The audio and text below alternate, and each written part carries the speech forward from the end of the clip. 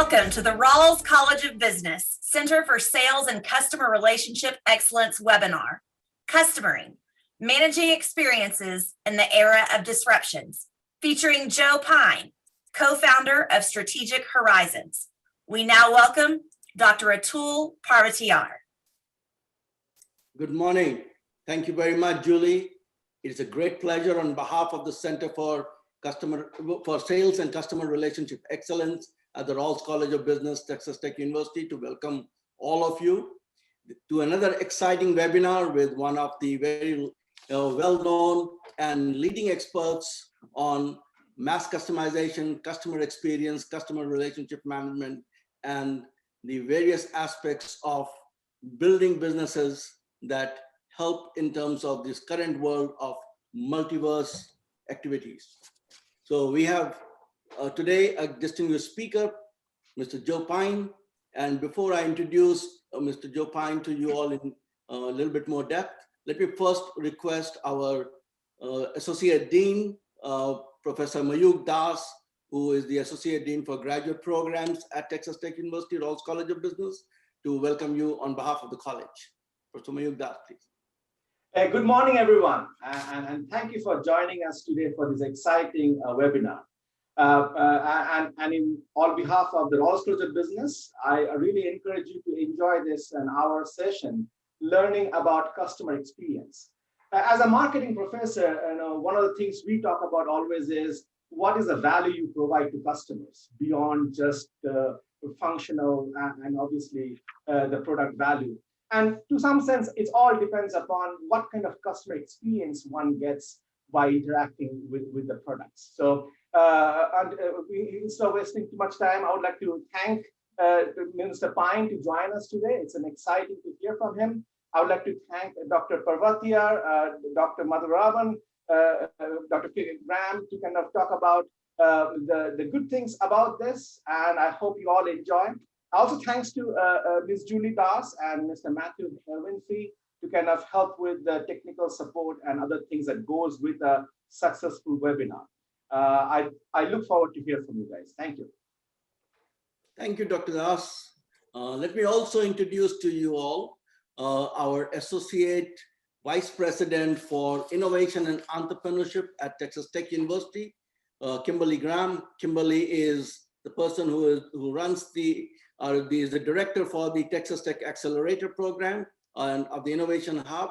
And thank you, Kimberly, for being a co-host. We'd like you to welcome all the attendees and our guests today. Absolutely.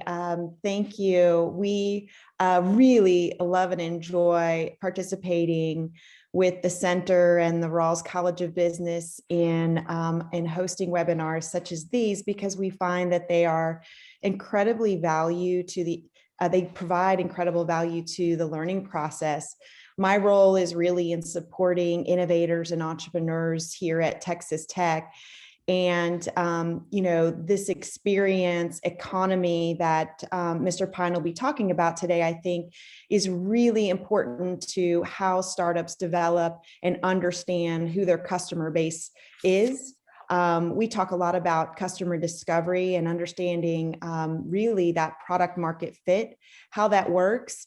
And then what do you do once you do identify the appropriate customer, and what does that mean to the scaling and the growth of the business? And so we're really looking forward to hearing the discussion today. And thank you, Mr. Pine, for being here, as well as all of those on the Rawls College of Business team who help to make these kinds of things a reality. Thank you so much.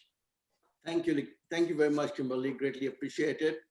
And before I introduce Mr. Joe Pine, let me also say a word of thanks to Professor Carlton Whitehead. This is a part of the Distinguished Speaker Series, generously supported by the Professor Carlton Whitehead family, Professor Carlton Whitehead, Tara Whitehead, Carla Whitehead, and Harvey Stotland for their generous support. So we thank the foundation and the family for their support. I would also like to thank our platinum sponsor for the center, Mr. Hank Doris, and his family for his generous support and for making things possible for the center. So with those words of thanks, let me introduce to you all our featured speaker today, Mr. Joe Pine, but also just a small word about the process that today you can put your questions for Mr. Joe Pine in the Q&A there, and we will take up those questions. And to lead the discussion today, my colleague is Dr. Sridhar Madhavram. Dr. Sridhar Madhavram is our area chair in the marketing area and the alumni marketing professor. Professor Sridhar Madhavram and myself, we will be co-moderating the session. You want to say a few words before I introduce Mr. Joe Pine, Sridhar? I think his work kind of speaks for itself. I don't think I need to say much about it. Again, as I mentioned earlier to Joe, his work has been an inspiration, and I'm looking forward to learning as much as everybody else is. Thank you. And with that, many of you have already read his work. I know for sure that there are many influential academics also in this session attending this. I will let you all know names of people later on, but many of them are very well recognized professors, as well as students and people from around the world who are attending this session. Mr. Joe Pine is an internationally acclaimed author, speaker, and management advisor to Fortune 500 companies and entrepreneurial startups alike. He's a co-founder of Strategic Horizons, which is a thinking studio dedicated to helping businesses conceive and design new ways of adding value to the economic offerings. He redid his book, The Experience Economy, in 2020. It was first published in 1999 and had made a tremendous impact. And I am very pleased, that there's a new version of it, re-released it as a hardcover called The Experience Economy, Competing for Customer Time, Attention, and Money. He has also written several other books, including his book on infinite possibilities. And in fact, I attended a workshop conducted by him on this one, on creating value for the digital frontier, as well as a book on authenticity, what customers really want. And his previous book that had also made a tremendous impact both on practice as well as in the academic world was Mass Customization, the New Frontier in Business Competition. Mr. Joe Pine is well known around the world. He engages in speaking and teaching activities. He has addressed the World Economic Forum in Davos. He has been a TED speaker. He's spoken at the Consumer Electronics Show in Las Vegas, as well as several other programs. And he's also lectured at Columbia University's master's program in technology management in the School of Professional Studies. And the person who knows him well for his work and his impact on the industry is, again, a very distinguished person who is joining us today, Mr. Mark Baum. Mr. Mark Baum currently is the Chief Collaboration and Commercial Officer of Food Marketing Institute, the Food Industry Association.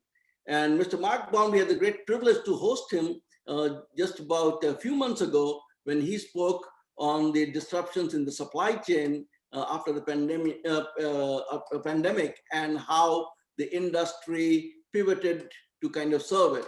So Mr. Mark Baum is known to both Mr. Joe Pine and has been a great supporter of ours.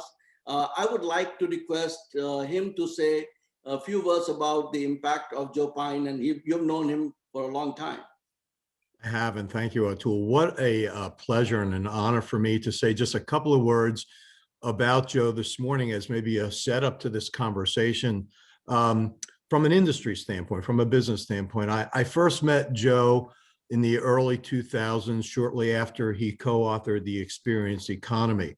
And for those of you, and I hope all of you are familiar with the work, and I'm sure Joe will reference some of that in his comments this morning, he had positioned the Experience Economy as, in effect, the next economy, built originally on the agrarian economy, and then as we evolved, became more of an industrial economy. And then in the 80s and 90s, the service economy. And he said the next wave was going to be this experience economy. And we'll talk a lot about that today. And my industry is the fast moving consumer goods industry and retail food industry. And we thought a lot about that. And I started talking to Joe just shortly after the book was published about its application to the food industry, which was really, first of all, a mass production based industry that had come of age during the Industrial Revolution and was used to moving things at scale. So how could you create those experiences to differentiate yourself and provide those to a marketplace ultimately of one? So that's what led to conversations when he talked about mass personalization. And if you think about it today, it's as relevant today, and I'm so glad you updated the book, Joe, as it was back in 1999, because we're now in an era where consumers are demanding greater personalization and customization than ever before. And I'm talking about almost customization of formulation of products that are good for themselves and their families. So like everyone else, I can't wait to hear what Joe has to say this morning, particularly about, reaching customers in an era of disruption. We've all been sort of like, isolating in place for the better part of a year, just coming back out. Our members, food retailers, were maybe the last vestige of normalcy for a lot of consumers who were still going into stores, but not with the same type of experience that they had experienced traditionally. So with that, I'm really looking forward to your comments and the discussion this morning. Joe, I'm going to turn it over to you. All right. Thank you very much, Mark. I appreciate it. We've known each other so long. I can remember when your hair was black and my beard was brown. So I was also taller back then, Joe.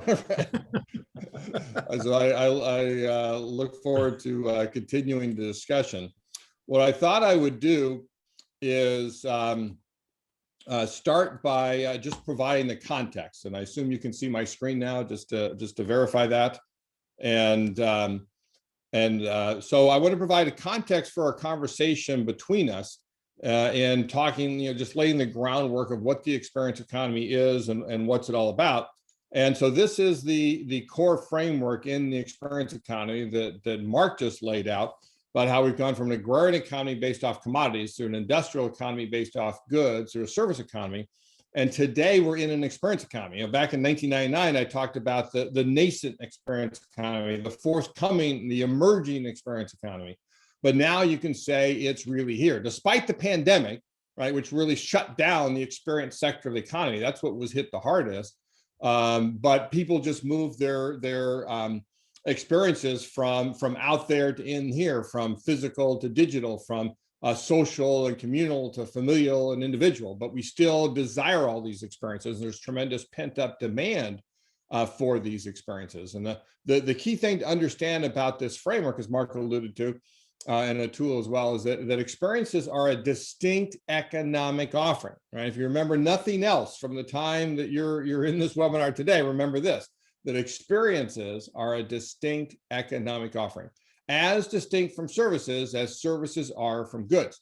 It's basically when you use goods as props and services as the stage to engage each and every person in an inherently personal way, and thereby create a memory, which is the hallmark of the experience. And so what happened in the experience economy is that goods and services have become commoditized, right? Treated like a commodity where people don't care who make them. They don't care about the brand or the features. They're all pretty much the same anyway.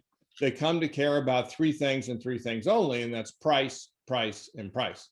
In fact, people want goods and services to be commoditized. They want to buy them at the lowest possible price, at the greatest possible convenience, to spend their hard-earned money and their harder-earned time on the experiences that they value. And one place where you can see this, around the world, I can talk about the coffee progression because everybody gets it, which is coffee at its core is beans. You grow them on the ground, you extract them out of the ground, you sell them in the open marketplace. And if you convert the mass price for coffee to a per cup price, coffee per cup as a commodity gets 2 or 3 cents. That's what coffee is worth as a commodity, 2 or 3 cents.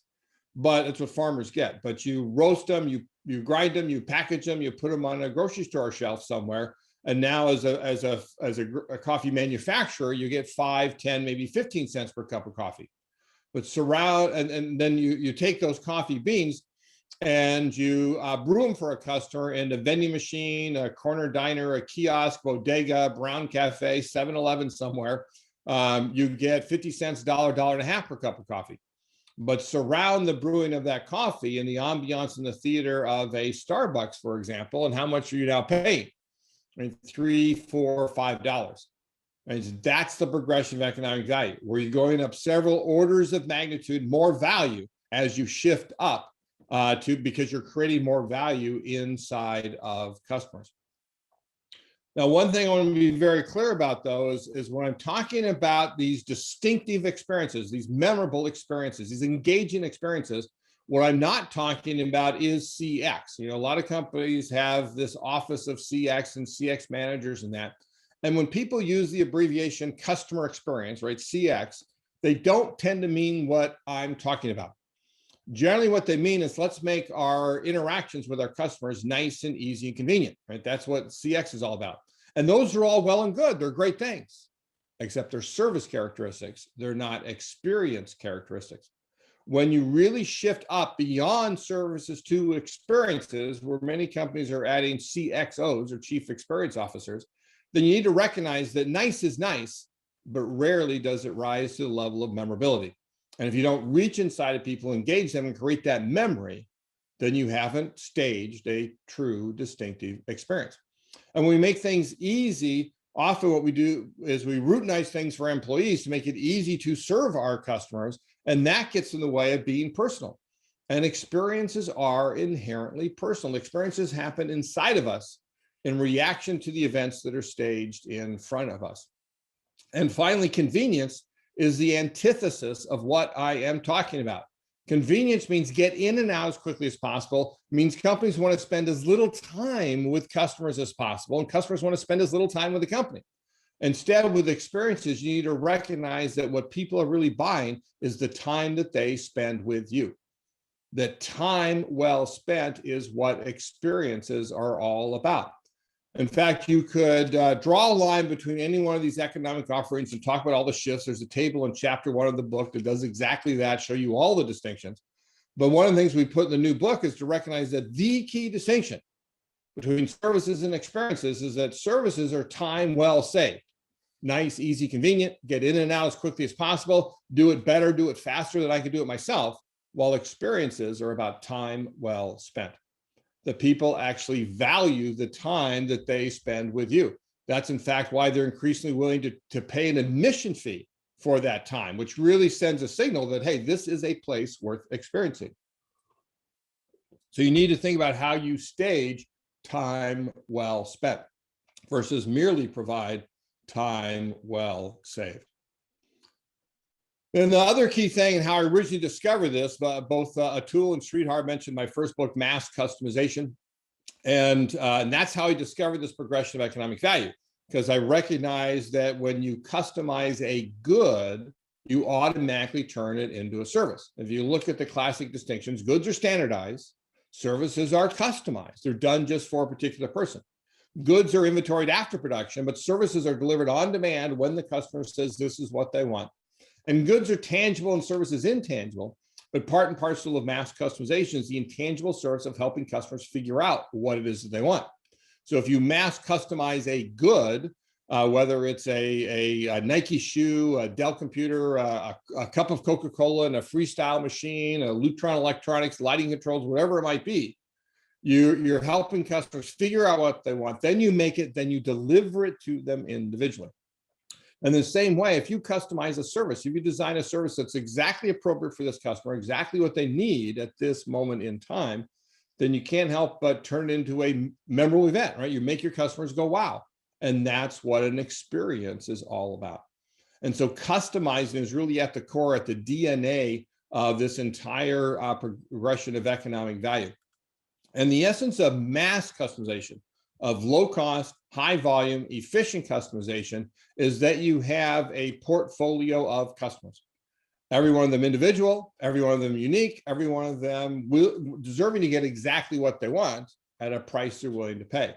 And then you have a portfolio of capabilities. And these are the things that you know how to do for customers. These are your capabilities. And the key The key to low cost, high volume, efficient customization is the modularity that you see there. And when you think of modularity, think of Lego building bricks. And what can you build with Legos? Anything you want. Why? Because you have a large number of modules, different sizes, different shapes, different colors, and a simple and elegant linkage system for snapping them together. And that's what modularity is. So if you modularize your offerings, you can work with each individual customer, understand that individual customer's needs, and then bring down only and exactly what they need. You know, mass customization is not about being everything to everybody. It's doing only and exactly what each individual needs to create that customer unique experience chain. And you also need a piece of technology in there I call a design tool. A design tool to help customers figure out what they want, because often they don't know what they want. And even if they do, they can't always articulate it, and get that back into operations to do something different for that individual customer. So again, that's at the core of this progression of economic value. And one more thing I'll talk about before we talk together is one more economic offering. That in fact, experiences are not the final economic offering in this progression of economic value. Why? Because experiences can be commoditized as well. In fact, experiences may be the easiest economic offering to commoditize, because the first time you have an experience doesn't tend to be as good as, or the second time you have an experience doesn't tend to be as good as the first. The third time doesn't tend to be as good as that. And pretty soon you got customers saying, been there, done that. So using the same heuristic, where customization is the antidote to commoditization. You know, commoditization is like the law of gravity. If you do nothing else, you will be commoditized. But customization lifts you up. Customization can't help but differentiate you. And if you customize an experience, if you design an experience that's so appropriate for this particular person or business, it's exactly the experience that they need at this moment in time, then you can't help but turn into what we often call a life transforming experience. In other words, an experience that changes us in some way, and that I call transformation. So transformation is the fifth and final economic offering, this progression of economic value. We're using experiences as the raw material to guide people to change. So healthcare is really in the transformation industry. Fitness centers in the transformation industry. Coaches of all stripes are in the transformation industry. Business schools I maintain are in the transformation industry. Management consultants are in the transformation industry, because nobody ever buys their offerings unless they want to be transformed. They want to achieve their aspirations. And what that really is about is going beyond time well spent to time well invested. Time well invested. That people invest their time in these experiences to achieve their aspiration that pays dividends and compound interest now and into the future. And then the one sort of overarching summary of all of this, right? Last thing I'll talk about, overarching summary, I'll summarize with one word. It's really about individualization. Individualization, get closer and closer to customer. You know, commodities are these arm's length things we hardly ever touch and feel anymore. Goods are tangible things made out of those commodities. Services are intangible activities performed around those goods, but they all exist outside of us. Experiences exist inside of us. Again, it's a reaction to the events that are staged before us. And what transformations do is they change us from the inside out.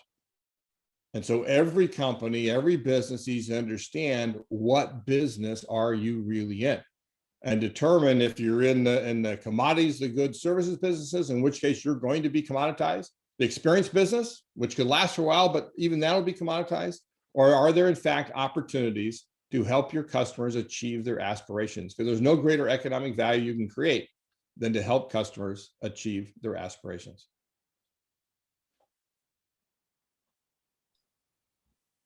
Okay, thank you so much, Joe, for starting off this discussions. I hope Yeah, we are all on the screen now. Yeah, so Matthew, can we all be on screen? Yeah, thank you. So that was a great setup, Joe. And one of the things which we always think about is, you know, we are in the education business. Education is not just a service provision, but it is a lot more transformative, as you rightly said.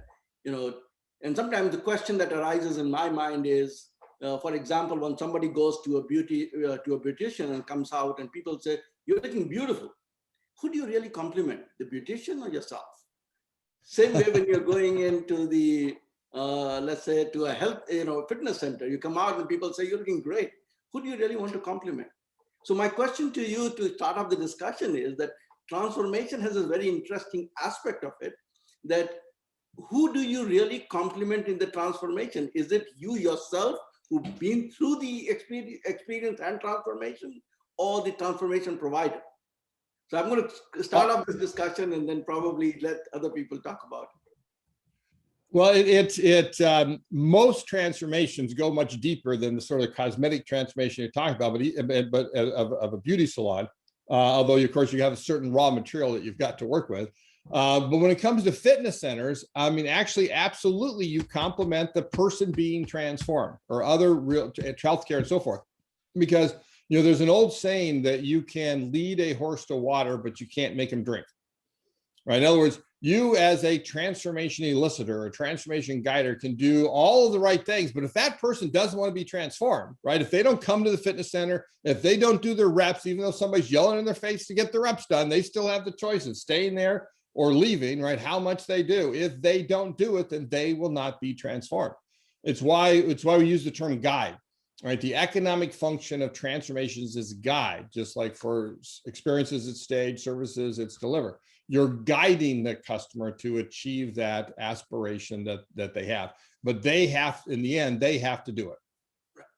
So one more follow-up question on this before I see there are some interesting questions for you as well. But as you said, in the transformation business, whenever we are providing transformation, similar to experiences, you said something very distinctive about experiences, that they are staged, they are deliberately, distinctively thought through. So same way in the case of transformation, is transformation also a deliberate, staged, programmed guidance? Yes. Or, so would like you to comment on that one. Yeah, I mean, it is possible to have that true life transforming experience that comes out of the blue, that isn't being guided for you personally, but it just happens, right? I would assume most people have those sorts of things 1, 2, 3, 4 times in a life. I don't know. But when it comes time to saying, okay, I really want to achieve this aspiration, then there's a set of things you have to go through, right? Those are the experiences of their stage. I'll use my example of, I'm a golfer, and so I want to improve. I'm taking golf lessons right now, but I remember the first time I started taking golf lessons, I was going once every week or two to a golf pro. This is like 25 years ago, so I was paying like $30 for a half-hour lesson or something, and the guy one time asked me what I did for a living. I started talking about the experience economy, and then I talked about transformations, and it hit me that you are charging for the experience, right? You're charging for the time that I'm spending. What if you charge for the transformation? What if you charge for the outcome that I really want? And that's what you need to do with transformations: charge for the demonstrated outcome. And you see that increasingly happening in higher ed and education and elsewhere. But so he said, well, like, what do you mean? I said, well, for example, here's my goal. I want to be a single-digit handicap golfer. And so I tell you what, I'll, instead of paying you $30 for a lesson, I'll pay you $15. So you're still making some, but I'm going to cut that down. And then I pulled a number out of the hat. And I said, you get me down to single-digit handicap, and I'll pay you $5,000. Right? And so the first thing he did is he goes like this, and he's looking at me, because in his mind, his first question is this guy in front of me capable of getting down to a single-digit handicap golfer, right? And then he says, after he probably says, okay, then here's what you got to do, right?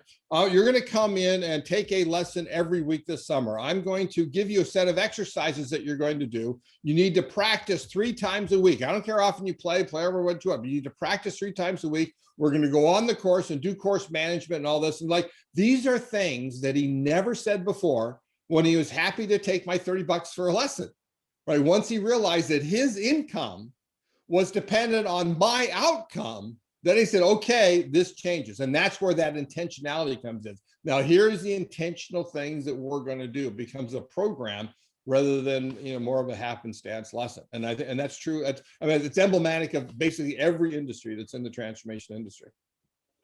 Sridhar, your question.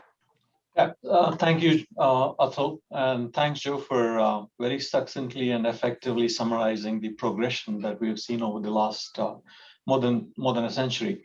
And as you can tell, I just came out of hair salon, and you only need to compliment me and no one else. You have a very nice sheen, sweetheart. Thank you, Joe.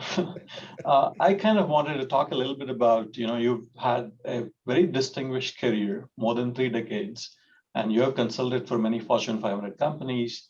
I kind of wanted you to maybe reflect on your process a little bit in providing and developing managerially relevant solutions to business problems, and what managerial relevance means to you, and how do you continue to develop your capabilities and how you provide these solutions?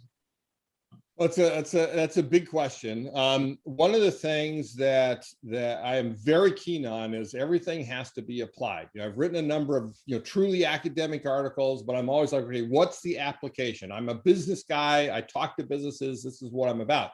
In fact, I say that my personal meaningful purpose in business is to figure out what's going on in the world of business, and then develop frameworks that first describe what's happening and then prescribe what companies can do about it.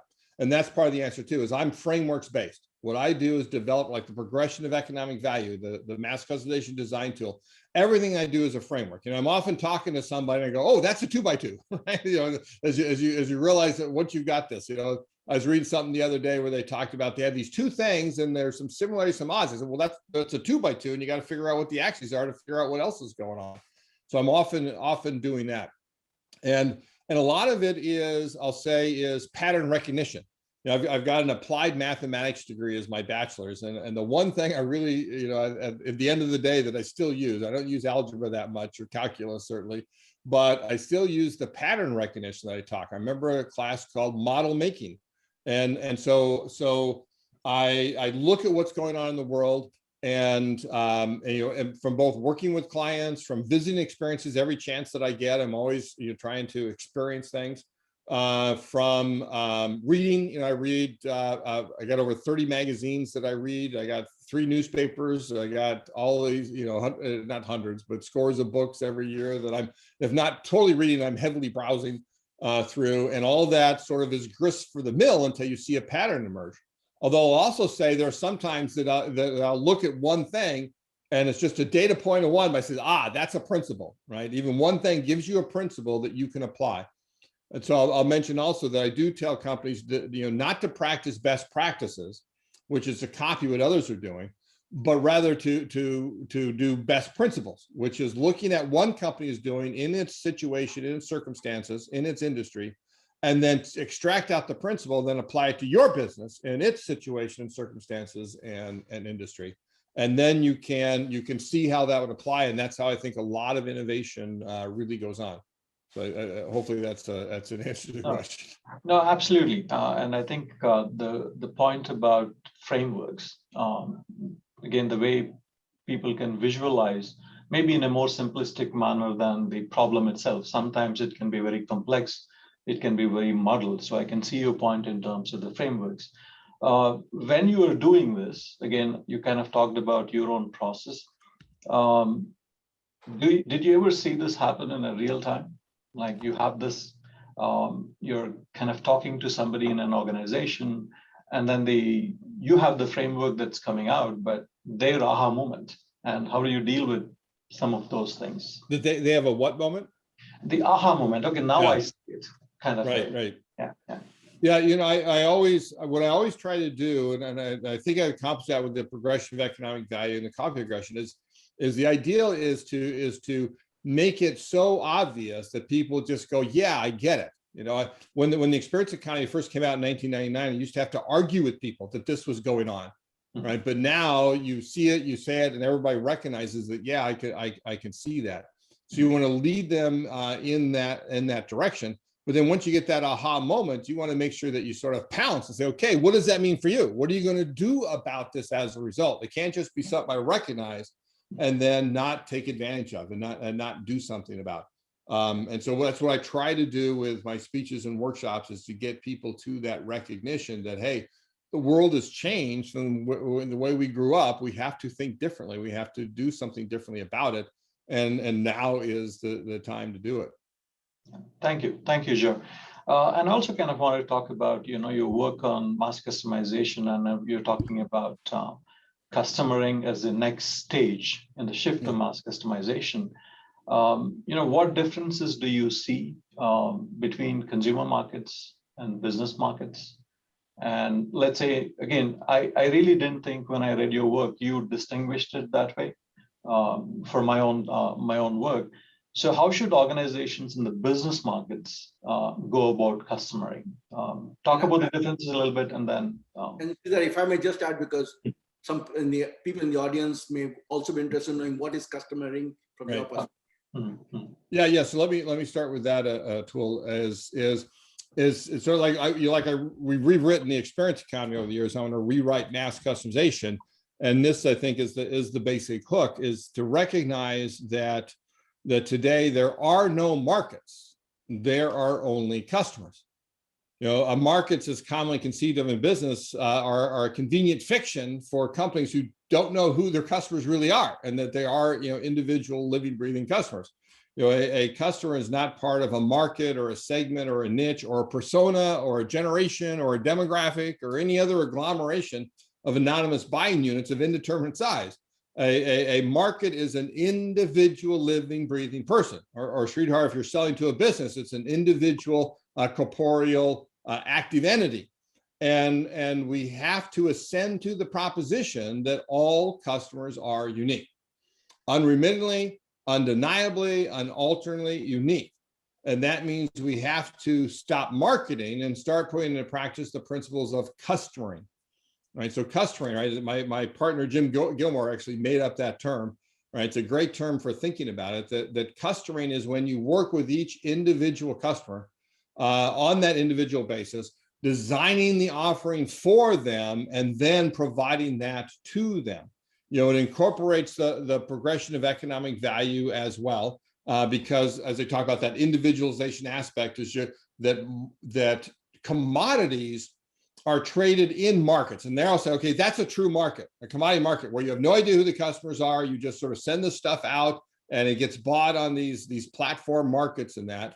And goods, like with the fast-moving consumer goods that Mark is so familiar with, right? We ship them out to retailer, just maybe first distributors, then to retailers. You have no idea who's buying that stuff, but only when you get down to services you start interacting with customers. But many companies treat their customers as markets, that they don't understand them as individuals. They don't bother to learn from them. And so that's the step that we need to make, is to recognize those individual customers. And it does apply, Sridhar, in both consumers and businesses. A lot of the examples I talk about are consumers, because everybody can get that. They can see it. They can see it in their own lives, what they're doing. And I'll mention this thing right here, right? Is that you think about these are fairly mass produced, right? Any smartphone, you got a few options you can choose from, but they come out of the factory and batch made and pretty much. But once you put it in your hands, there you get it unremittingly unique, right? You put your apps on it, you put your data on it, you put your contacts on it, you put your videos on it, you put your music on it, and it becomes unremittingly unique. And every phone in the world, right, is different than every other phone in individual hands. It is mass customized.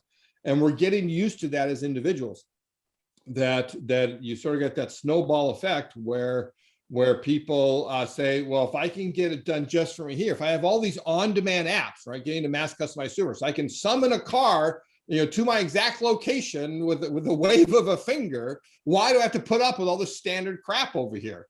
And so you're getting that effect where people want things, they want to revolve the world around themselves, and particularly using their phone to do so. But in fact, I think that businesses have probably made more progress towards mass customization, and for the simple reason that business customers understand the value of customization much better than individuals do, right? It's usually something they can actually measure, right? Or they can do a test and say, I do buy it this way, I buy it that way. Guess what? This is better. Let me buy that. If it costs more, I can say, okay, is it worth the cost based on what the value I'm going to get out of it and so forth. So I think you have a lot more progress in general in business markets than in consumer markets. Let me do one thing. I know Mark is going to ask a question, but there are some questions from the audience that I want to just intermingle with that one. And we have a very distinguished professor with us, Jay Coley.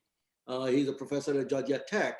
He has got a couple of questions. I'm going to read the first question for you from Professor Ajay Kohli. He's also probably one of your fans, and he's the one who wrote several things on market orientation and other things. So his first question is, picking up on the coffee example, many customers go to Starbucks to experience the ambiance and the beverages. What is the transformation customers aspire to in this context? All right, so it's a great question. And it's a great example to look at too, is that some people still merely want service from Starbucks, right? Mobile ordering is a service. I go in, it's done ahead of time, it's in finished goods inventory. I come in, I pick it up, I go. It's nice, easy, convenient, spend as little time as possible. And same thing for the most part with the drive-through that Starbucks first initiated. And in my opinion, Starbucks is commoditizing itself by doing that in the way that they're doing it, right? In particular with all those mobile orders right up front, and where you see people, they're making drinks for people that are for mobile, and like, okay, well, I've been waiting so long for mine and I'm first in line, what's going on? Well, it's all these mobile drinks that they're doing, or the drive-through behind there and so forth. And one of the things I suggest they do, they actually charge, like Pret a Manger does in the UK, charge more for dine-in versus takeout, so to speak. And that difference then is that admission fee for the time you spend there. And which is what most people are looking for. The ones that stay there, they're looking for, as the professor says, for that ambiance, in addition to the beverage, for the time to socialize and so forth.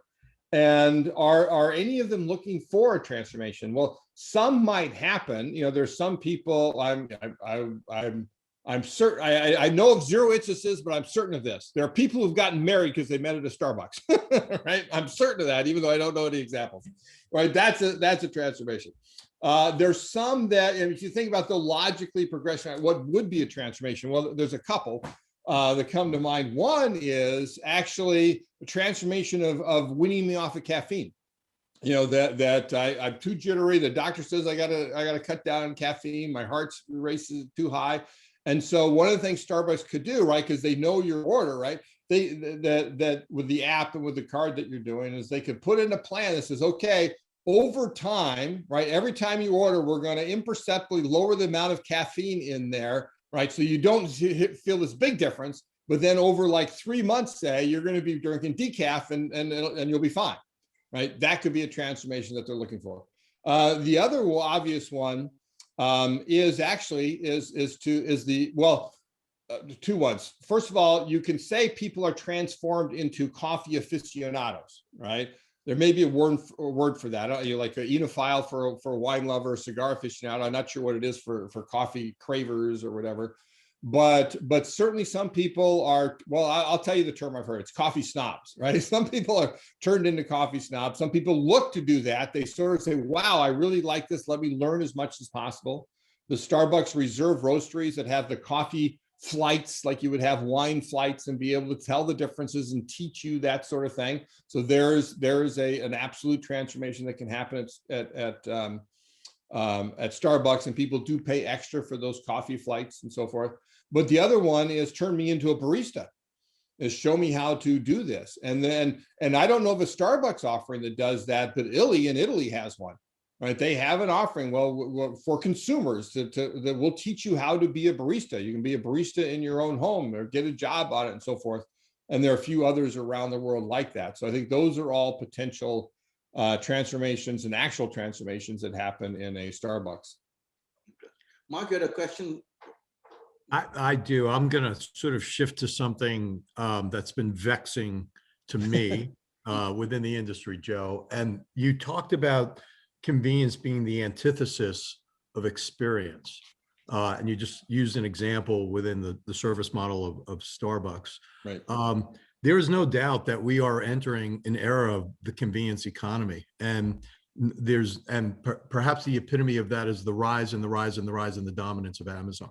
And I would argue in some respects, it's perceived convenience as opposed to real convenience, but nonetheless, it exists, and it is literally reshaping the dynamics of our economy. And it is putting traditional product-based consumer-facing industries, they dominate virtually every, not quite in food yet, but they're not for lack of trying. How do you balance that, this emerging, the dominance of the convenience economy with all these principles that you're talking about? Well, it actually fits right in there because there's three dynamics going on in the progression of economic value. You'll have what I'll call commodification. Right, commodification is turning something into an economic offering. You extract beans out of the ground. You've commodified those beans. If you're a florist and you have, or even more simply, pine trees, right? And you cut the pine trees down for Christmas trees, then you've commodified them. What is something that is natural? In the same way, goods, services, experiences. We used to be responsible for our own experiences, but now they've increasingly been commodified, turned into economic offerings that people buy and in fact want to buy.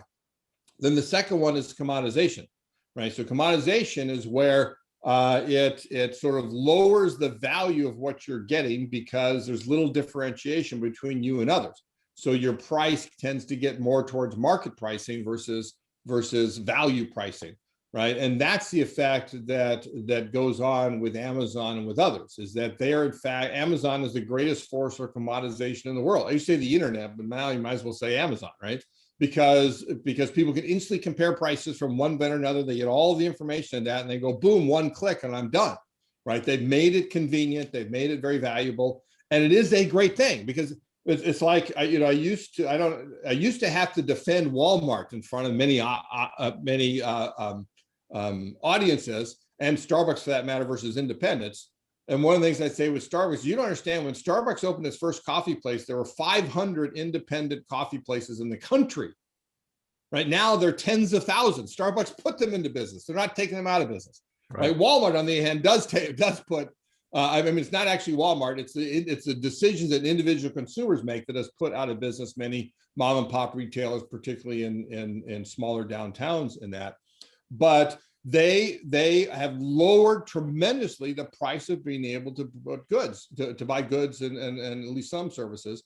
That has made a huge difference in people's lives, that allows them to spend that money on things that they value more highly than a T-shirt or a mop or whatever they're getting, and including the groceries that you get there. They want to save that money so they can.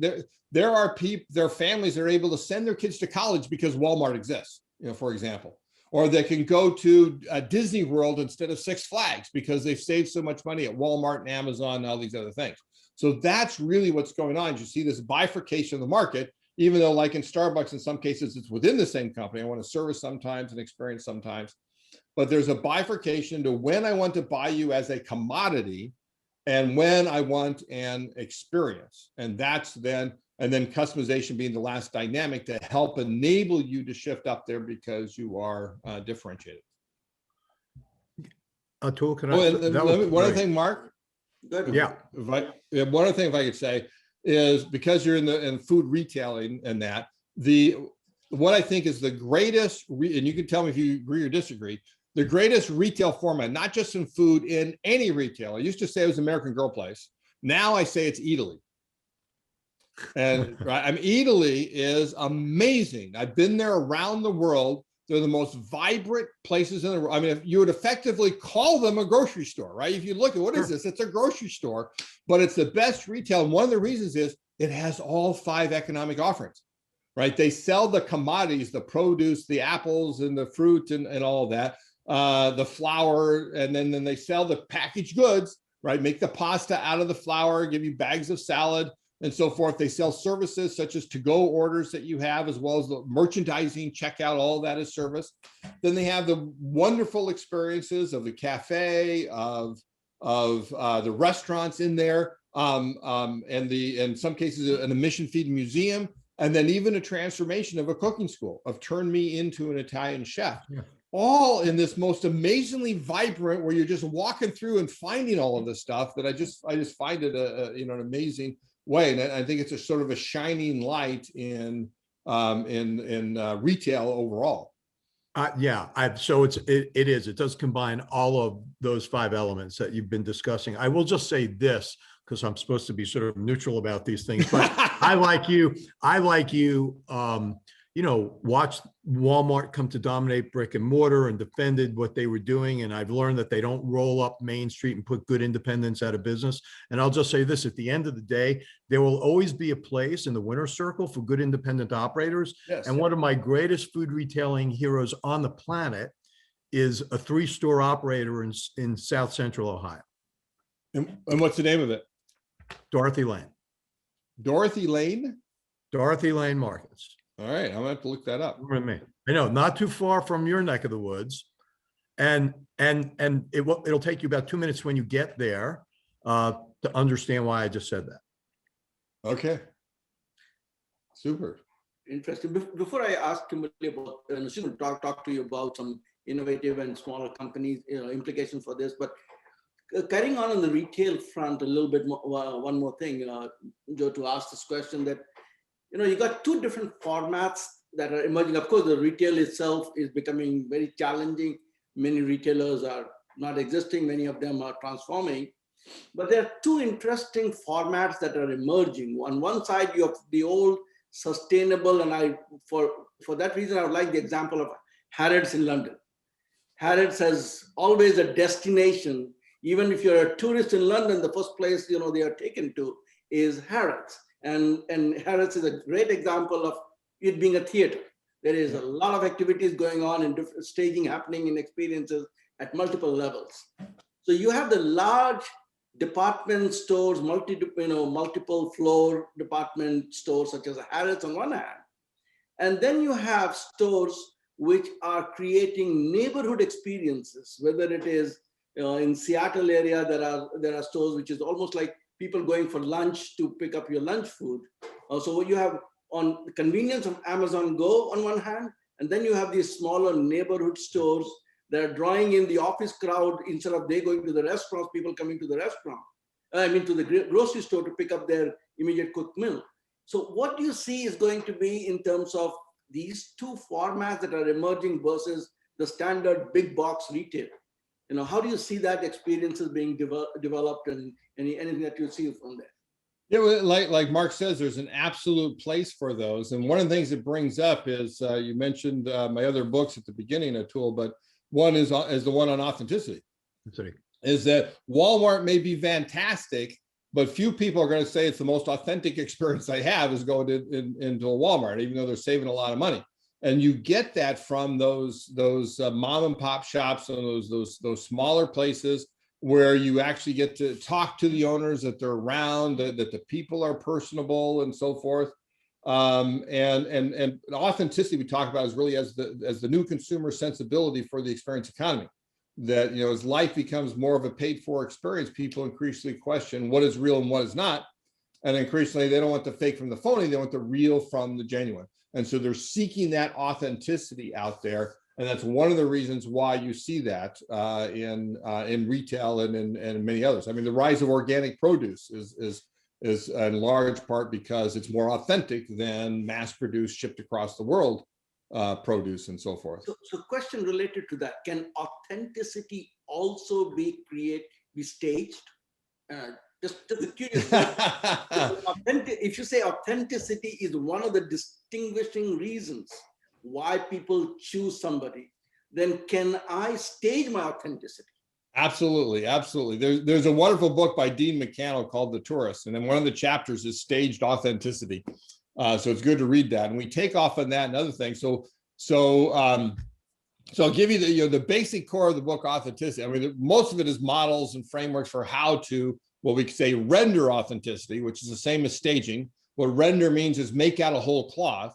Because when we looked at authenticity, when we read all of these philosophical books on authenticity and what it meant, one of the things we figured out is that according to what philosophy says authenticity is, all economic offerings are inauthentic.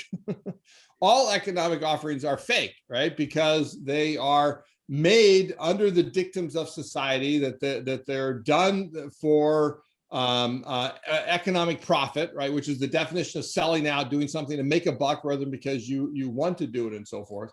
But what we then, of course, realize is that ontologically, in their being, they're fake, but phenomenologically, we absolutely can experience them as real, as authentic.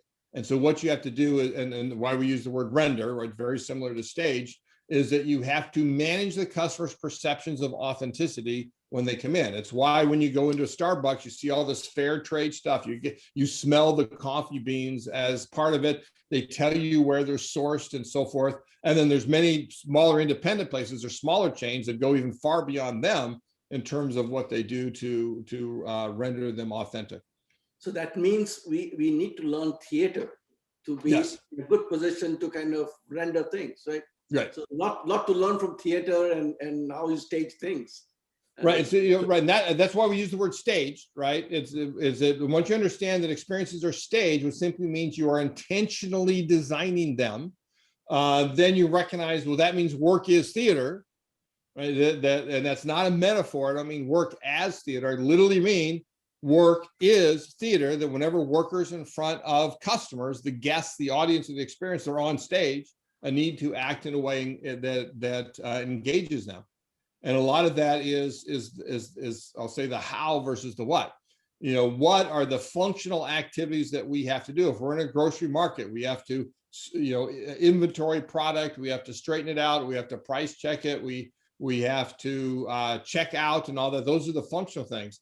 But how you go about doing that, right? That can turn any mundane interaction into an engaging encounter. And that's based off the theater that helps you stage that hopefully authentically perceived experience.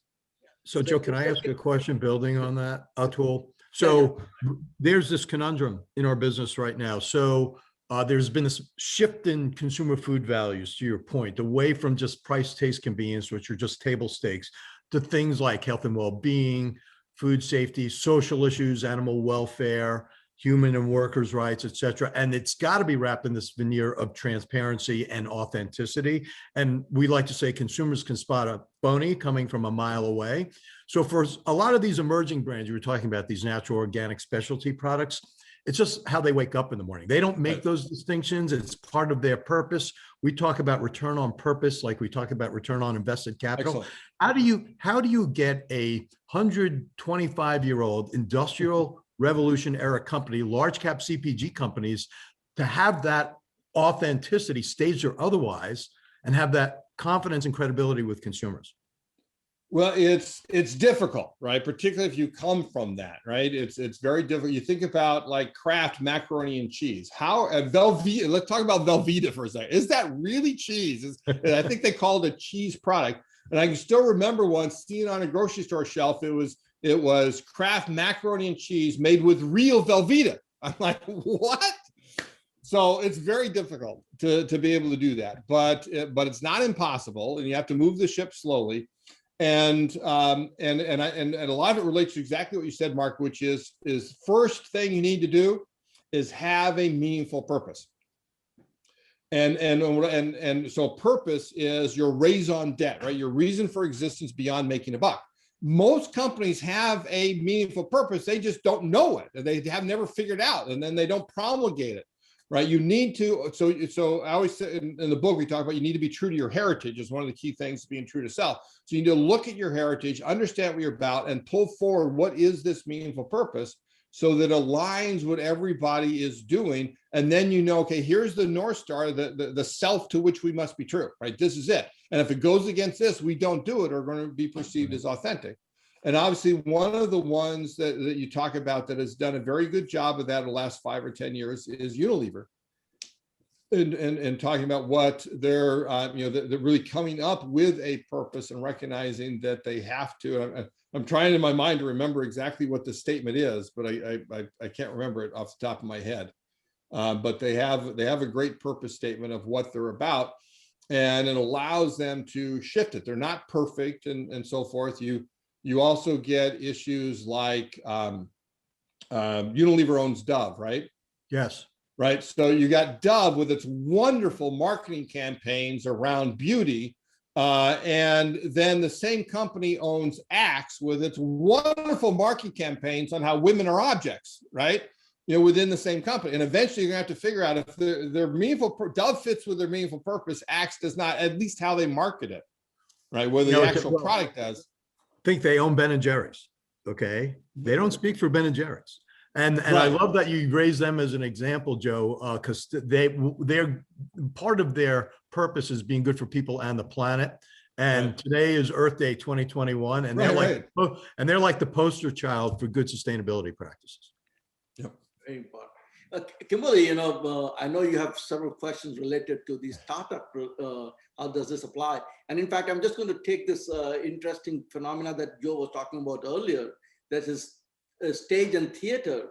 It's no wonder, therefore, at University of Southern California, the Entrepreneurship Center and the Academy is housed under theater and music.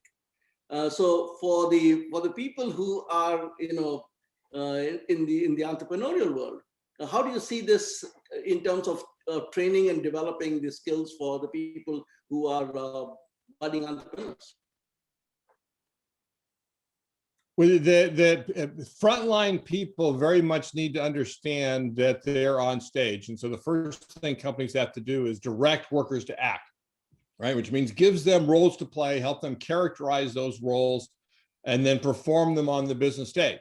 I think the shining example of that is the Geek Squad, from Best Buy, where they Robert Stevens, the founder of the Geek Squad, a friend of mine now, he said that he doesn't interview prospective employees. He auditions them, make sure he can typecast them as geeks, and then he costumes them, the white shirts, the thin black ties that are clip-on just in case there's an altercation, the black pants and shoes with the white socks that really make the uniform pop. And when you get to your home or to your offices, the first thing they'll do is they'll pull out their badge and say, "Hi, I'm from the Geek Squad." Slowly step away from that computer, sir. And they go about giving you a computer repair experience. And Robert says that his goal is the computer repair experience is so engaging that their customers can't wait till their computers break down. So that is directing people act. They've been able to grow when Robert sold it to Best Buy, right? They grow from 15, 20 agents to over 20,000 agents around the world now. And that's the sort of thing that we need to do. It doesn't have to be as obvious and in your face as that. But it is a matter of getting frontline to understand it. We actually came out a year ago with an offering called OnStage, a frontline video training offering to do exactly that, to let them understand they're doing how and what, and even with some customization elements in there and so forth that frontline personnel can use. Kimberly, go ahead, please. Well, first I must ask, is that a real badge? Yes, it is. So I'll show you. Right? How did you stage that? I'm one of only 2 or 3 people that have a real Geek Squad badge. This is titanium right here. It says I'm Special Agent 72, Experienced Guru Pine. Right, that's me. That's fantastic. Thank you so much, Joe. This discussion has been very insightful. And so my question is really around the entrepreneur and the innovators. And so just to kind of give you a little bit of context before you respond to the question, a lot of times we're working with faculty and students that they come from a certain research discipline, and they could have decades experience in working and developing science and technologies here at the institution. And so we participate in helping them to develop the right team. But the most important thing that we're identifying is product market fit. And so in doing that, they have to talk to customers face to face in sort of to find out, we call it evidence-based entrepreneurship, where they're going through sort of this qualitative questioning. We help them with the questions. They're not selling a technology. They're not really talking about a technology. They're trying to understand the pain point. Yeah. And so it's a diverse group. And one of the things that we know about startups is that they are in search of a business model. And a lot of times, because they have expertise in various disciplines, they're not business experts. And so we have to train them in what I would call informal education. We have formal education in the Rawls College of Business and elsewhere on campus, but they're usually coming together under this technology or this product that they want to develop. And I'm very curious about how you would characterize these concepts of customering and the transformational experience for us to share this kind of information as they're thinking through the development of the technology based on the customer discovery that they're doing, and maybe help us to, as educators, to understand how we position them to ask the right questions, to have a higher level of thinking at our institution about this versus the goods or the commodities, and kind of thinking about that more individualistic conceptually. We say, a startup needs to know what they need to know when they need to know it. But there needs to be a basis, for what they're thinking about when they're trying to identify that market, or specifically, as you've discussed today, that customer. Because we are not, I don't believe we're teaching it that way currently to our startups. And I'd love to try to incorporate some of this and have some of our instructors and faculty actually read the book to kind of understand that. But when you're giving people nuggets to try to move them from point A to point B to point C in an accelerator program, they really need that applied concept where it's not quite as abstract, maybe. And I'd love to hear what you'd have to say about that. Well, we could talk for hours on that, because you just introduced a whole slew of things. But so one thing I would say is I would make clear to them the possibilities for what business they're in, right? Because often you're talking about technology companies that are, somewhere between goods and services. It's that's a physical thing they may want, but they have to work at the user interface and licensing and all that. But open up the possibilities, because that will then cause them to ask different questions. If they recognize that, hey, we don't have to sell this as a thing, right? That we can sell a subscription to it as a service, that we could embed it in an experience, that we could use it to help people achieve an aspiration, then that opens up far more possibilities for what they could be doing and how they can make money. Recognize you make money at all the levels. You don't have to just say, okay, we're going to be this one without also charging down below. But then you ask different questions. If you think of it as a product, as a good, then you're going to ask questions around features. If you think of it as a service, then hopefully you get to asking about benefits, right? Well, how's this going to benefit you? Mm-hmm. If you ask around, if you're thinking about experiences, you're now going to start thinking about what are the sensations? What are the memories you want to have? How do we engage your senses in that? And if you're thinking transformationally, then it's going to be around what are your aspirations?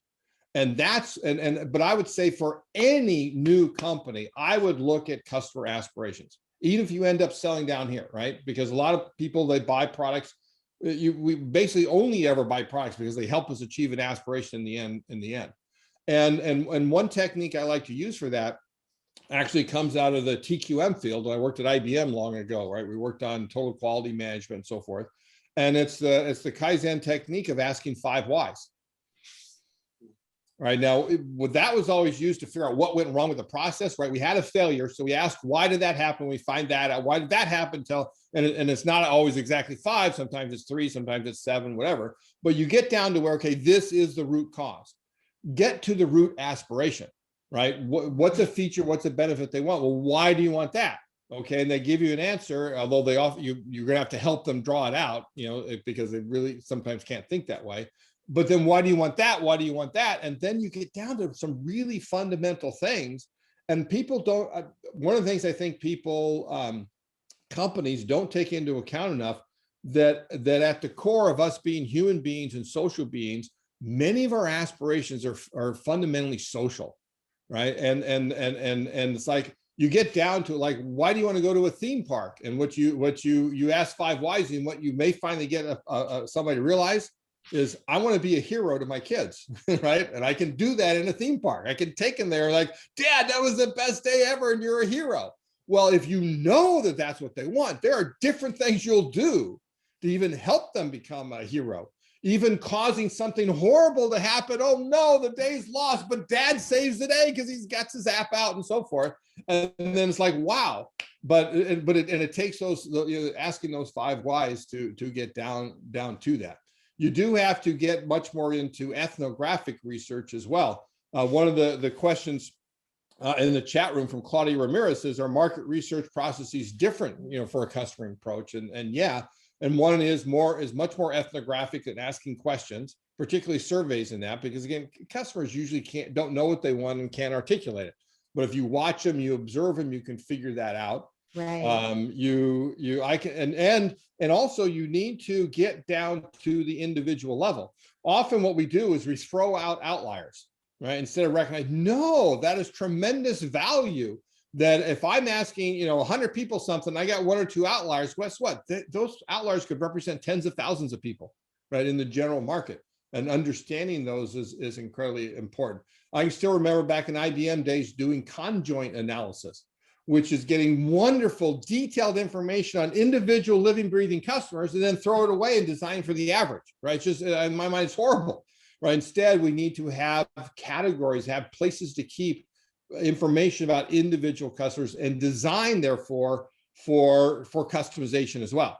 Is don't design for an individual product thinking that one size fits all, but instead design for the dimensions along which people differ. And you find dimensions where they highly value it and they differ a lot. Well, guess what? There you're going to be able to have a great business. I think, as you rightly said, we can go on for hours with you, Joe. And there are a couple of questions. We have only a couple of minutes left anyways, but a few questions just quickly. You have already addressed most of them, but I think, just a few things over there. Some people have asked, and I'm going to summarize all of them. Of course, Professor Ajay Kohli has one more question about the pattern recognition thing that you talked about. He says, pretty interesting. Can you recall an example of pattern recognition? What information and what pattern? That's one question. Another question from 2 people, 2 of the faculty members from India, Professor Neeraj Pandey and Professor J.K. Sharma was asking these questions. They want to know, what's the next level in terms of going beyond experience? What, as time comes along, you talked about transformation. Transformations, right. Yeah, and you also talked about aspiration there. And the other thing which Professor J.K. Sharma is asking, that it appears that the concept is it appears to them that it looks like it's only applicable in the case of restaurants and retailers, but can experiences be designed and staged for different types of organizations? So I'm going to put all of these questions together for you to address. Right, so we have only a couple of minutes. Right. So this is lightning round, right? So in the lightning round, I'm thinking about what's after experiences. In addition to transformations, I talked about authenticity as consumer sensibility for experiences. I believe, not 100% sure, but I believe that meaning is the consumer sensibility for transformations. That people are going to buy from companies, buy offerings from companies that help give their lives meaning, where there's an alignment between that purpose of the company and the individual. On the restaurants, retail stores, no. I mean, what I'm talking about applies to virtually every company. And I'll say this, though, it also doesn't have to apply to any particular company. You do not ever have to shift up this progression of economic value. You can stay where you are, but just recognize you're going to become commoditized. But there's always 1 or 2 companies that can be very successful at the commodity level of any industry. So you can choose to be that, but it means you have to automate as much as possible. You have to get rid of people as much as possible. I don't think it's as fun to work at that sort of company, but you can do that. But any company in the world can benefit from thinking about going beyond where they're at today to experiences and transformations, including B2B. I can wax poetic about B2B examples of experiences and transformations. Any industry you can name, I can almost certainly provide an example of what's going on. We don't have time for that though, so you can't test me. And then question for you, Joe. I have a right, and then I'll end the pattern recognition one by giving you one of my favorite examples of where this happened. Is I'm in this meeting working with a client, and they have bagels right for the morning. So I get a bagel and I start putting on cream cheese and I start eating it, and a person says, aren't you going to toast that? And I say, no, I'm not going to toast it. I said, I hate toasted bagels. And then I said, Well, actually, I don't mind toasted bagels. I just hate melted cream cheese. So, and as soon as I said that, I said, that's a 2x2. I can toast the bagel or not toast the bagel. I can melt the cream cheese or not melt the cream cheese. And the solution is to get what I want is I toast the bagel and let it sit there for 5 minutes. Then I put the cream cheese on it, and then I got the best of both worlds. Interesting. I have one last fundamental question to you. Yep. And that is, a lot of things which belong to humans have gone to machines. For example, memory used to be within humans, is now sitting over here. Similarly, learning used to be a human characteristic, has become machine learning. Intelligence used to be human, it's become artificial intelligence. If you take even emotions have gone from emotions to emoticons. So what do how do you look at it that there are people, there's a debate, my friend Mateen has asked a question about this debate on automation. How much of an automation and how authentic is the automation compared to what used to be the human characteristics and the human psychology that seems to have gotten away as our own attributes to machine attributes? Yeah, it's a very difficult thing. It's something that we're going to be working our way through as more and more stuff does become embedded in machines.